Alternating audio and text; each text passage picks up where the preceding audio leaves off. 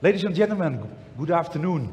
I'm so happy you're here. People at home in the live stream, a warm welcome. I prepared a very tough ride for you, so I hope you're ready.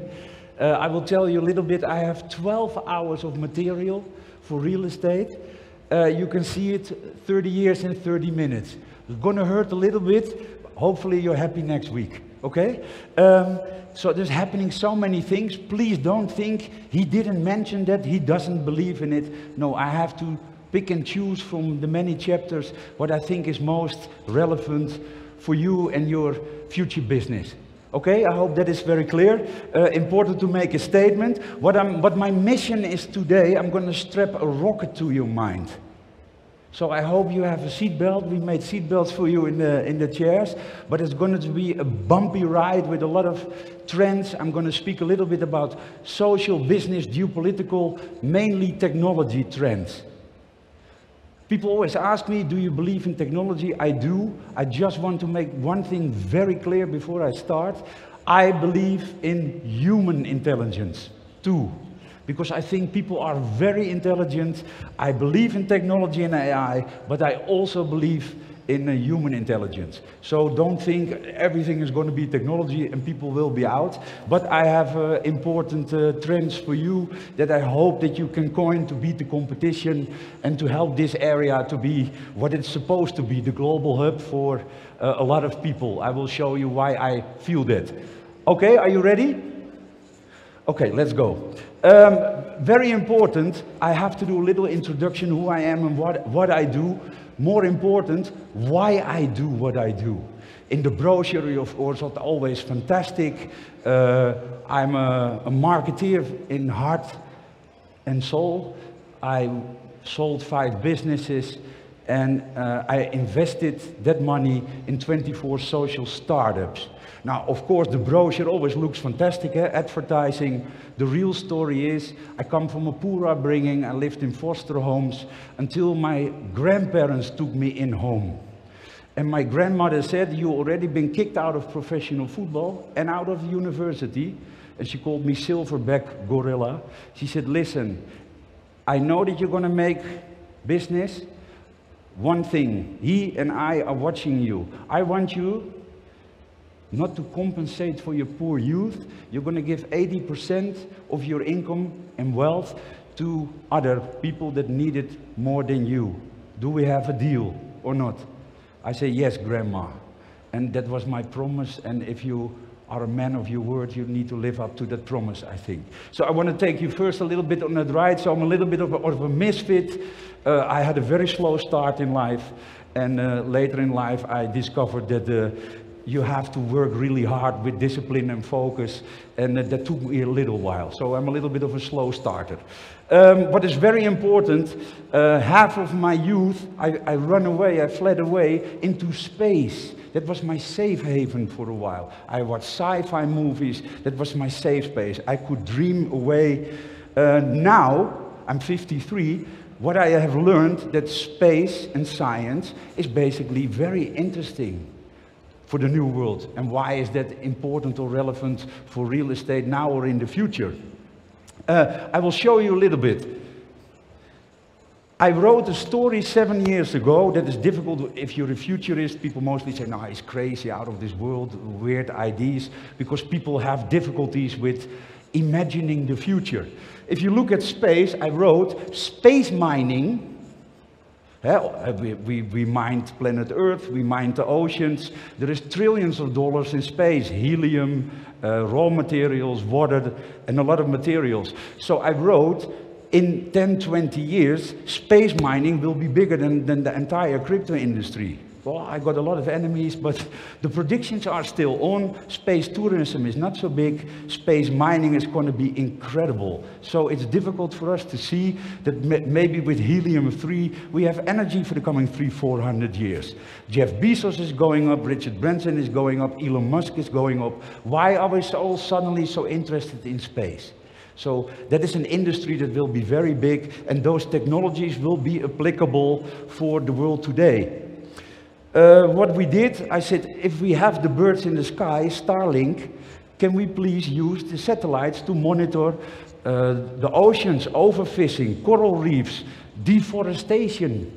We have the birds in the sky that can protect the lands and the seas. So suddenly all that future is now working, so we can apply technology to do good. I think that is very interesting.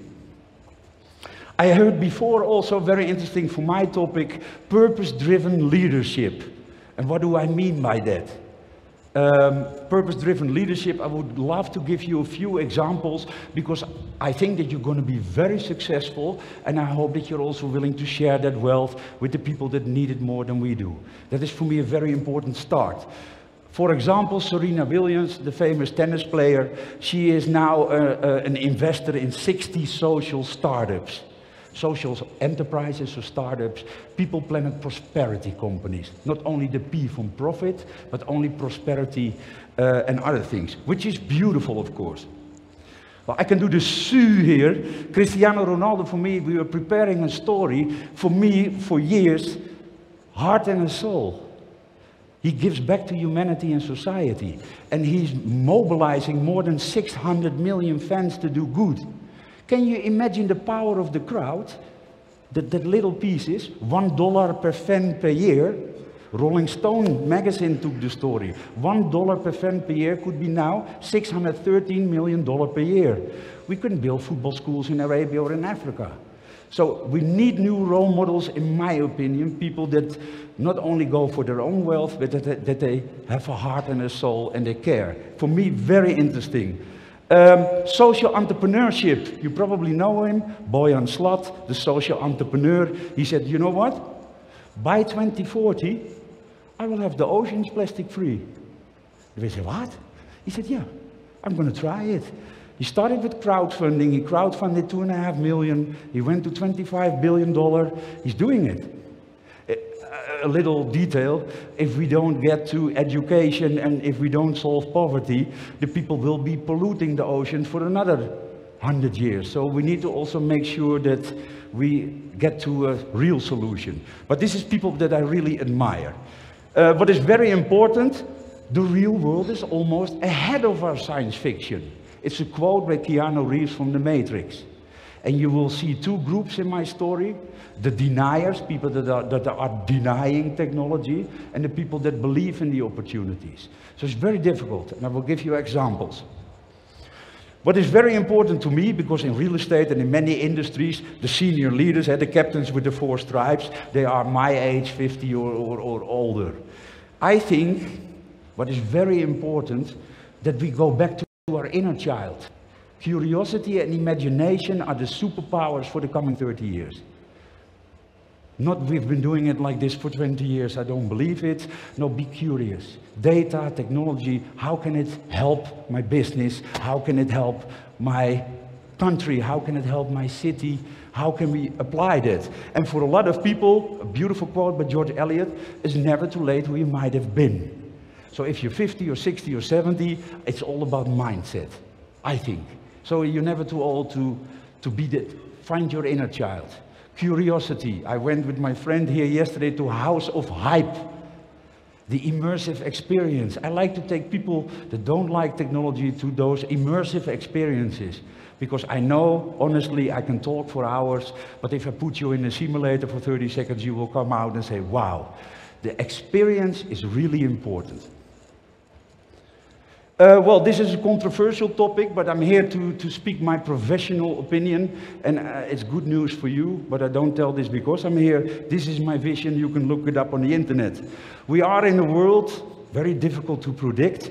My professional opinion is, and there is a lesson in that, for example, Europe, I believe in collaborative ecosystems, not in egosystems.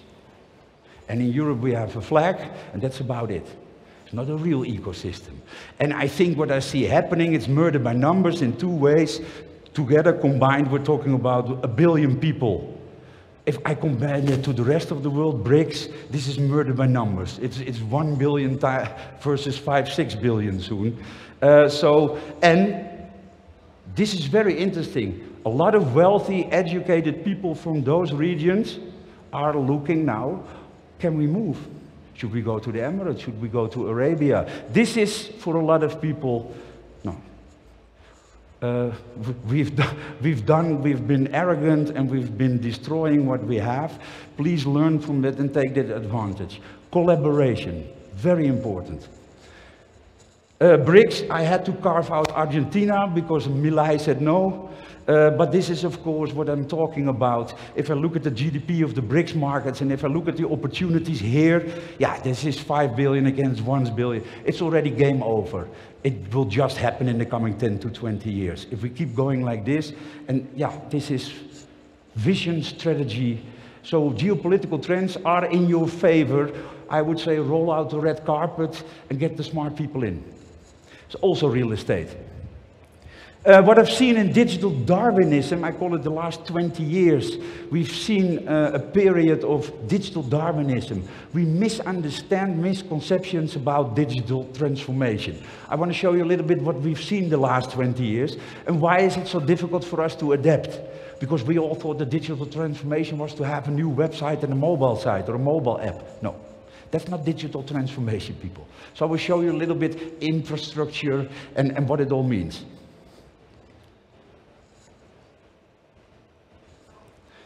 Can we have the audio, please? Is that possible?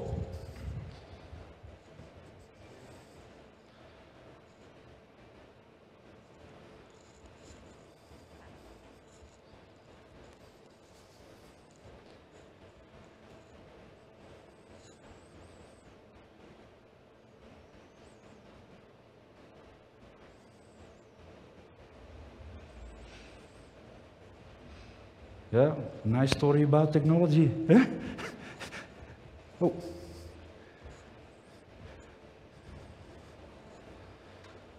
Well, the most important thing is, what I'm going to show you, they will probably get it on the screen. We've been seeing digital transformation for 20 years, and we have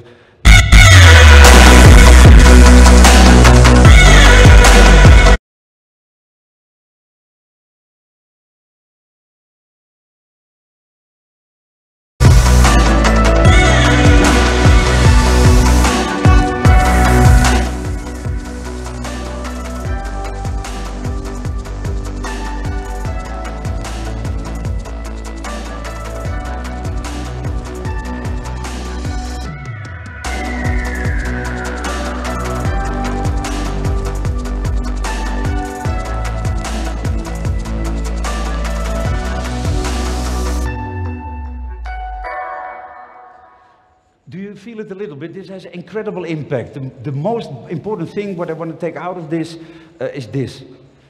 Digital leadership and cyberpunks at the top and throughout the whole organization. I don't have to be McKinsey. Digital transformation, they gave us clues. Digital talent. Not very difficult, but okay. It seems to be difficult. It also needs cultural changes. And it's digital first, but not digital only. We are here today, we'll move in the physical world as well. And how can you have customer service or services that connect to people in the offline and the online world? That is very difficult for a lot of companies. Also, misconception about digital transformation. Not on a screen, new business models. Power, you need new business models. Disruptive business models that we have never seen before. Are you sitting on a chair, everybody? The chair has 4 legs, And your business models? 1 leg or 4 legs? Are you diversifying? Do you have the business models for tomorrow? That is nowadays very important.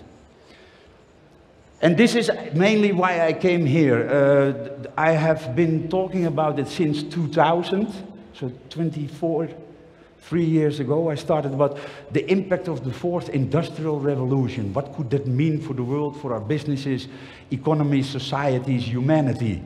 And a lot of people ask me immediately, yeah, but till when does this last, Igor? He said, I don't know, 2030, 2040, 2050. We probably read that on Wikipedia later. But people are nervous, because we always can tell, well, the first industrial revolution was then, and the second, and the third, and then came the internet. My prediction for you, 1, 2, and 3 industrial revolutions, plus the internet combined, is the warming up of what we're seeing now. Now it's happening. So people and companies that already struggled in digital transformation, now it's going to happen. And I will show you why. We've seen exponential technologies that go gradually, and everything, blah, blah, blah, boom, suddenly. And what does that mean for us? And how can you apply this to your business and be successful? Exponential technologies versus our linear minds. That's why I told you I want to strap a rocket to your mind, because our linear minds cannot keep up with the speed of the technology. We lack imagination, it's very difficult for us, and we always say, nah, I'm not really sure. Huh? Igor, Mercedes-Benz said to me, Igor, we've been doing it like this for 100 years. He said, I don't know if that is an advantage or if that is very bad, but we'll find out. I don't know if you know this, but this is about culture DNA, and I want to show you. This is a series, I don't know, does anybody know it? The Mad Men, it's a series, some of you know it. It was about advertising, because for 70 years in the world, if you had deep pockets, hey, Nike, Coca-Cola, Unilever, Procter, you had 4, 5, 6, 10 billion US dollar per year to spend in advertising, you became the #1 in the market. We've been doing it like that for 70 years. The TV commercials, up 4 billion on TV, and you were the #1 in the market. What we do tend to forget, people, that was the era of 3 TV channels and 3 products in the supermarket. The world changed a little bit. Eh? Do I believe in advertising? Yes, it can win you a few quarters. But in the last 25 years, I experienced and noticed a new group. I call them the Mad Men. This is not a series, please don't go to Netflix, say Netflix. No, you see, weird Futurist, this is my makeup. I met them. Larry, Mark, and the rest of the San Francisco gang. The people that said it was never like this before, it should have been like this, let's go. Innovation wins you decades. And the old school people, the madmen, they rely on McKinsey, and they have backward-looking market research, and they have everything they need, and still they lose. So what's happening, and what do they see, what we do not see? And that is very interesting, and that's what I want to show you in a few examples.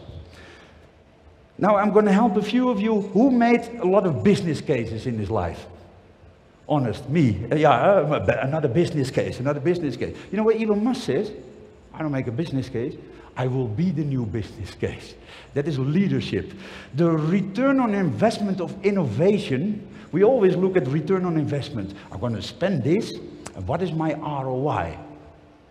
Then I came after 20 years, and I said, I have another business case to CEOs. Can you make for me the risk of inaction business case as well? The what? I said, the risk of inaction. What if you don't move now, you stay on your butt, and you don't move and you don't invest now? What will happen to your company in 1, 3, 5, or 7 years' time? And will you still be there? Whoa, whoa, whoa, whoa, whoa. And why do I say that? Because I've seen a lot of things happening. This, for example, the outsiders and the outliers. Richard Branson is an example. The airline, British Airways, stood up his wife a few times. He said, I'm now fed up. He called Boeing, can I lease 5 Boeings? Boeing said, what? He said, I'm going to start Virgin Airlines. Elon Musk is the same with Tesla. Why doesn't this come from the people within the industry? Because Richard Branson doesn't know anything about airlines, but he's doing it. So what do we see in the world? The people within that certain industry always have the DNA and the mentality. We've been doing it like this for 30 years. They say no. I don't know about the business, but we can do it differently. And they take over entire industries in under a decade time, which is basically impossible if you look at the history of the world. It's not possible, but it's happening. So what do they see? He's not here anymore, but Alvin Toffler. Of course, the most difficult thing for our generations is to unlearn, relearn, and to do it differently, because we have been doing it for so long. So are you capable of control, alt, delete, and look fresh at the same world in your same industry in the future? And that seems to be very, very difficult. Also because we don't know. I don't know much about technology. I had to learn, but I need to be curious. So how can we unlearn and relearn? And I want to give you a few examples. Look through the lens of those math men, the guys with the ones and the zeros. Larry, Mark, the data-driven, AI, predictive modeling. What do they see? And how can we learn from that? And what can we do or benefit with that? And I I don't always win popularity contests. Sometimes I get eggs and tomatoes. That is difficult if you're a futurist. I said to retail for 20 years, what is the problem? Is it the Amazon effect? Or is it because you lack customer centricity? It's a good question, a relevant question. Why are you still retailing like it's 1999? You see that consumers want new things, so that is very difficult. And then, if I show you a little bit, that is for the handout, you will get it. This is the supply chain 4.0 that Amazon has built. So if you're a retailer and you're starting now, because Walmart wants to compete with Amazon, no, it's not going to happen. I know they do pep talks, but it's very simple, ladies and gentlemen. If you drive from Riyadh to any city and I follow you after a day, I'm never going to pick up with you, because you drive 100 miles per hour. I cannot, and they started 10 years ago. Supply chain 4.0, very difficult. Infrastructure, technology, data-driven, and they know their customers better than their customers know themselves. Data, data, data, data. And people laugh about this. Amazon has the patents. So the retail brands laugh about my story. I said, look it up online. Amazon has the patent. Flying warehouses in 20, you see there one on the big wall. It's drones. They come from the mothership. We have smart housing. So the drone delivers me warm food. My window opens automatically because the drone says, click, you ordered, boom, and the pizza's on the table, the drone is out, and I can start to eat. This is the Amazon Bezos dream. Will take a while, but the infrastructure is there. They have the patents. So that is very interesting. I needed to take a sexy picture for you. This is about the media and the television and the broadcasting companies. Young, smart people that know the trends, very fashionable. I've spoken for all the big television media houses in the world. You know what I said for 15 years long? 15. This is not a joke. Igor, Netflix is a hype. Come on, are you serious? They're going to take the powerful television away. Netflix is a hype. So, okay. And YouTube, already 1 billion viewers. YouTube is a bunch of stupid cat videos. So, okay, let's go. What happened? In under 7 years' time, the duopoly Facebook, Google, Veni Vidi Vici, they came and they conquered, and they took 55% of the global media and advertising revenues. In 7 years' time, exponential. So I hope that this is a cultural message that lands. I told you, all the big car brands in the world. I've been in Audi, Mercedes, Benz, and all the way. Igor, we've been doing it for 100 years. Do yourself a favor, you're a nice speaker. But please don't bring these examples. Everybody's laughing at you. Tesla, it's a joke. Yeah? Who's laughing now? Market cap here, 45 seconds. It takes from zero to assembling a Tesla. 45 seconds and the car is ready to drive. So I'm not laughing, I'm just curious and looking at the risk of inaction. This is gaming. A lot of CEOs said to me, yeah, this is a little bit for teenagers, Igor. Gaming. Or is gaming very interesting, growing for real estate, bringing the new venues, and connecting more people than we could ever imagine.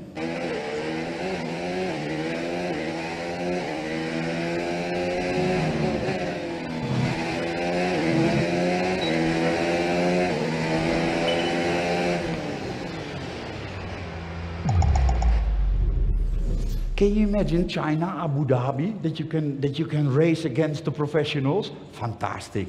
Now I'm from Amsterdam, the Netherlands. Max Verstappen is Dutch. We did interviews in 2017 about AI. He said, Igor, AI and technology is Formula One. It's the same for business. It's here to stay, and if you're not with it, you're going to lose. For me, very interesting to see this region has so many things to offer. And if you see 23.5 million gamers here in Saudi Arabia, and you can count me and him in two now, so 2 extra in a house of hype. The revenues in gaming here in 6-7 years' time, 6-7 billion.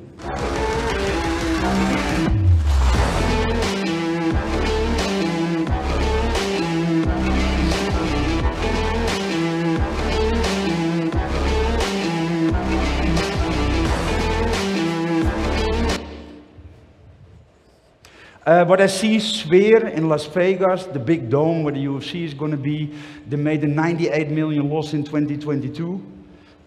So yeah, London is not going to happen. Here it's flying. Maybe they will need another venue in the coming few years. You see what you do with mindset? You are second mover advantage is the biggest advantage there is. A little bit from my market, we're a little bit slow, fat and lazy. And a little bit arrogant because we think we all know it. I rather see people that want to have the power and ambition to grow something because you get this, it works. And this is also ID, venues, IDs, but also for marketing and tourism.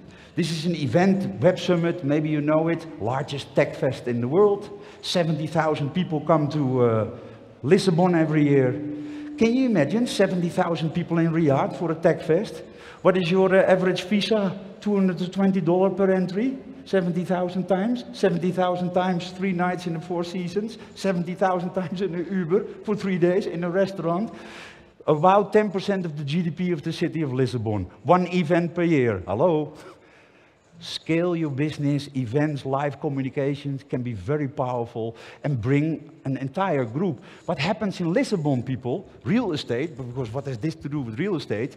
Most of the business and serial entrepreneurs who pay $1,000 US dollar for a ticket, they say, what a nice area, Lisbon, Portugal, Cascais, maybe you should rent or buy a house here. 3 to 4% of the entrepreneurs that come there rent or buy a house in Portugal. Hey. So, can you imagine if you attract the right customers? Very interesting, but it's a different mindset. I had to tell you this because what we're now seeing, of course, I am a believer that this will impact, can take a while. Of course, IP, smart contracting is very important. But can you apply this to real estate? Tokenization, ladies and gentlemen. Soon we will have buildings funded by the crowd. Eh? Tomorrow we can buy a hotel with 100,000 people if we put in the money. And Boston Consultancy Group said, this is going to fly 16 trillion by 2030. This is not a typo, it is not million, not billion, trillion. I don't know if the prediction is right, but suppose they're wrong and it's 8 trillion. Should we still look at the trend or no? I think so, eh? Put it on your list. Tokenization, very interesting. And the last few things, I've done a few gatherings for you, AI, PropTech, 3D, IoT, for me very important trends for the coming 10, 20, 30 years for real estate. And why? This is cute, eh? I'm a little bit sarcastic, you notice that, eh? I'm a little bit sarcastic. This is what people do in New York. They say, because we're of course denying technology. Hey ChatGPT, can you finish this building? Because we want to say, of course, you can never do construction. That will be safe for technology. I say, okay.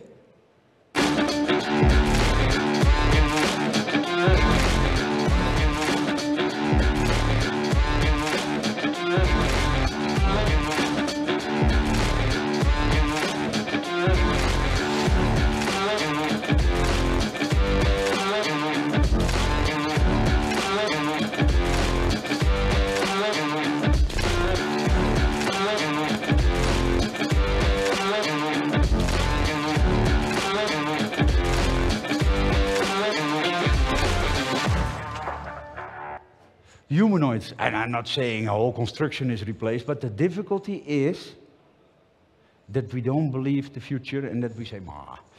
And if it's not the robots, ladies and gentlemen, what do you think about 3D printing in real estate? Who of you played with Lego when you were young, or maybe still today, or technical Lego? A lot of people did. 3D printing, I already see prefab houses delivered on location.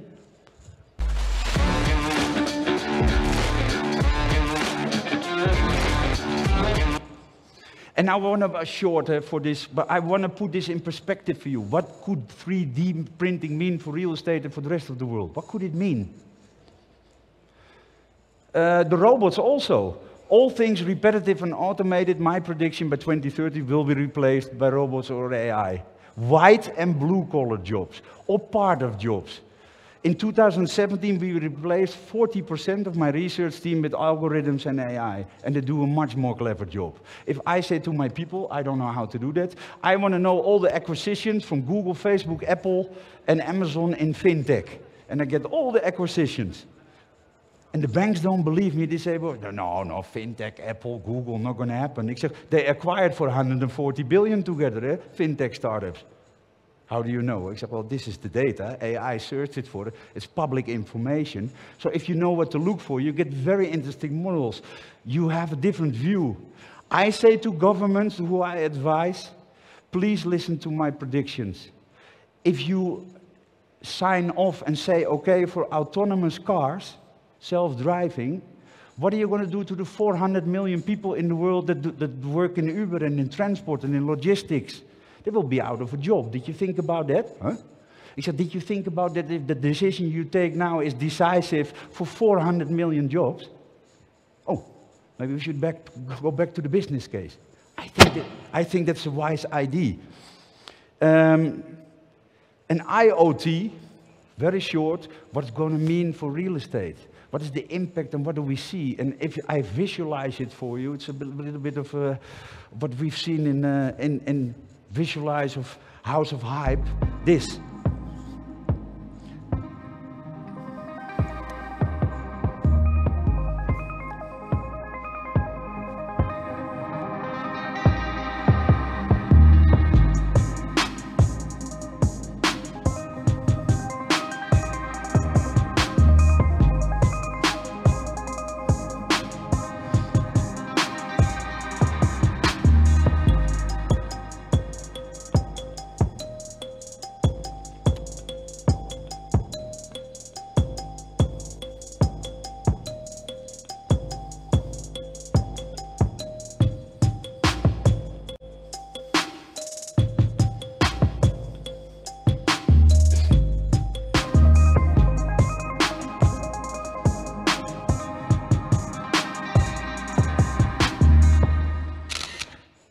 And the cool and the fun thing is, I've seen drones in desert-like areas where agriculture is needed to feed the people. The drones fly in over the crops. They say number 6, 7, 8, 9, 10, replace them, 9, 11, 12. Water, 13, 14, 15, extra water and fertilizer.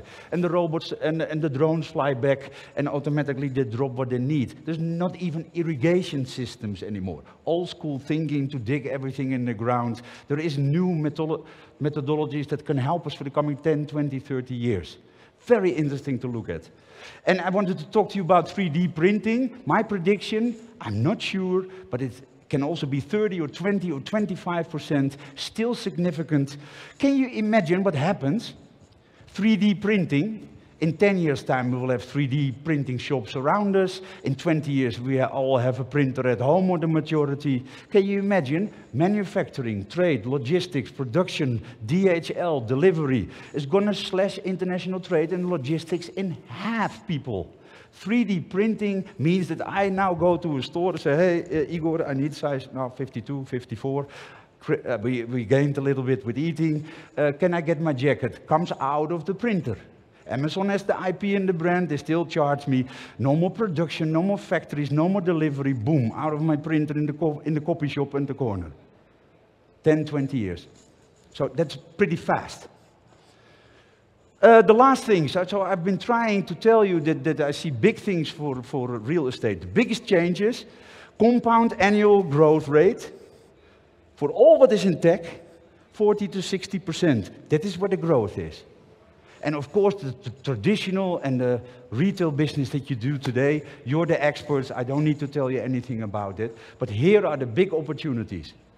And what is my closing thoughts, the key takeaways for today's? I want to be very, very clear. Technology can empower or control society. I'm for the empowering side. I don't always win the popularity prizes with it, but I think that we can facilitate humanity and that we can help. We can also control the people. Up to you and up to governments and up to everybody what we want to do with this. Peter Drucker, my favorite management consultant, culture eats strategy for breakfast. Very important. In tech, you have 90 to 100 days to deliver, and you need to have the data to create the predictive modeling. The guessing in the boardroom in your underbelly is over, ladies and gentlemen. You will lose from the math man. Hire the people with those skills. Very important. And we as seniors, I think we also have responsibilities to younger generations. Do you know the Karate Kid, Mr. Miyagi? Who knows Mr. Miyagi? Yeah? Okay. Sensei. You need to be able to help. For the younger people, I think in many audiences they say, Mr. Who? I say, oh yeah, sorry, you're younger. Mr. Han. That's the follow-up. So I have to be careful what to show you. Because Mr. Miyagi, they look at me, they say, yeah, you see, he's old school. No, Mr. Han. Okay. But, also very important, if you don't have a screenager advisory board, if you don't have the culture as a four-stripe general or as a business leader to listen to the young people, I give you 5 to 15 years and the business is over. Give any application or tool to young people, 5 to 15 years old, and they will tell you this, they're going to swipe you out. This sucks big time. Don't do it. So, are we having the culture and the DNA, not only to sensei the younger people, but to facilitate, empower the people that know, people listen, okay, I'm 53. My first internet computer was when I was 24 years old. I should not even be on this stage. I am complete, utter loser in this world. 24 years I had my first internet. Can you imagine this generation? Wow, they swipe and they do, and I have kids 14, 15 years old. They say, are you the CEO of this business? I say, yeah, why? Now, this sucks what you do. You don't use AI in this and this and this way. My ego wants to say, hey, listen, I've been doing this for 25 years. No, I say, okay, thank you. Can you do it for me? Yeah, of course. Kids, very clever. So empower them and make them part of your business as a test panel. So I say real estate used to be an art, now it is a science too. If you're not into data-driven econometrists, people that do predictive modeling, you will be guessing in the boardroom. I've seen it enough, please don't do that. I want you to win, and not to lose, okay? Last 4 things, it's very simple, but we failed at digital transformation. Please do it right. If you believe my story, that Industry 4.0, in whatever way, is going to disrupt real estate in the coming 10, 20, 30 years, please learn from digital transformation. You need to hire the talents for Industry 4.0 now. IoT, PropTech, 3D, whatever I showed you today, if you don't hire the talents now, they will be working at Google and Facebook for an amount you can never afford. And this group is very scarce. There are not many people with those skills. So please try to think like the madman, be ahead of the game, and hire those talents for real estate in those 4, 5, 6, 7 technology trends. Then you will be the winner of tomorrow. Believe me. Last but not least, be nice to nerds. We will all end up working for one. And I want to wish you unleash your inner techie. I want to thank you for inviting me. I want to wish you incredible success. And I hope to be here again very soon. Thank you very much.